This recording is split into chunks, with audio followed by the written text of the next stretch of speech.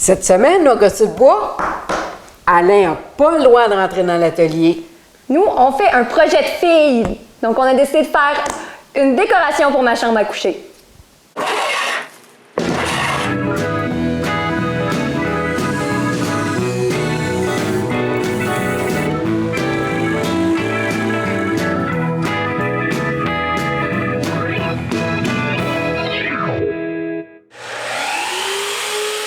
Chantal veut faire une décoration pour sa chambre à coucher. On perd pas de temps, puis on commence. Donc, pour commencer, je coupe mes morceaux à la bonne longueur. Ensuite, on les sable.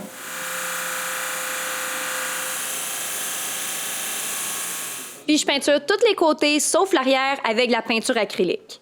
Je vais alterner 2 couleurs. Vous allez voir, ça va être super beau. Donc, quand c'est sec, je place mes morceaux. Comme ils sont un peu tout croche, je dois marquer l'endroit où je dois enlever la peinture avec du ruban. Ensuite, je mets chaque morceau dans l'étau et avec un grattoir, j'enlève la peinture qui pourrait empêcher la colle de bien prendre. Comme c'est pas facile, ben on le fait à 2. Fait que je replace mes morceaux un par un pour pas les mélanger. Ensuite, c'est le temps de tout coller ensemble. Je mets de la colle sur les morceaux en me fiant à mes bouts de ruban. Ensuite, tout est mis en serre. Je finis en essuyant le surplus de colle. Après, je vais peinturer la tête de mon chevreuil avec de la peinture en push-push. Je fais bien attention parce qu'il est en plastique et la peinture colle bien mal dessus. J'essaye de pas manquer de spot.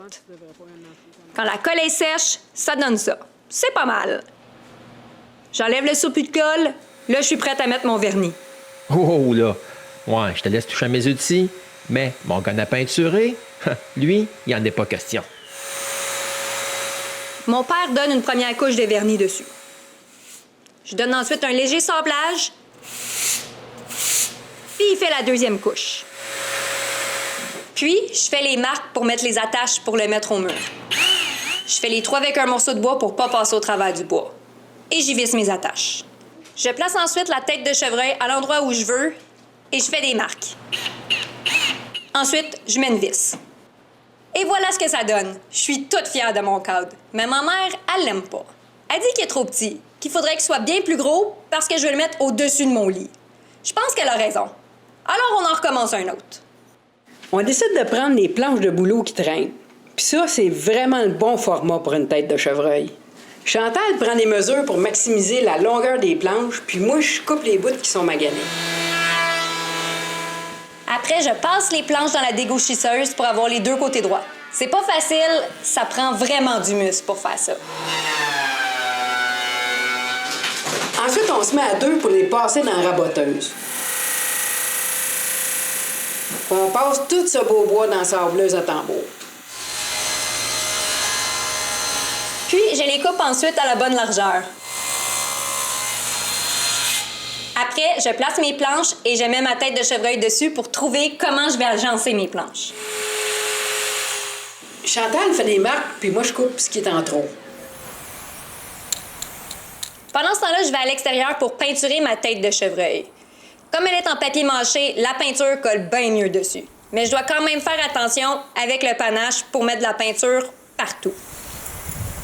Ensuite, c'est le temps de peinturer les planches. Pour celui-là, ça va être rouge et noir. Comme pour l'autre, je place mes planches et je marque l'endroit où je dois garder ma peinture avec du ruban. J'enlève la peinture à l'aide du grattoir.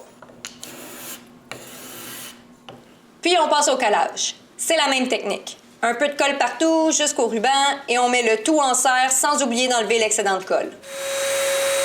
Hey, non, essaye pas. Tu toucheras pas à mon gun à peinturer. Puis je donne un petit sablage sous l'œil de l'inspecteur d'Artagnan. J'ai fait même des petites retouches de peinture avant que mon père donne la 2e couche de vernis. Quand c'est sec, je peux commencer à mettre les attaches.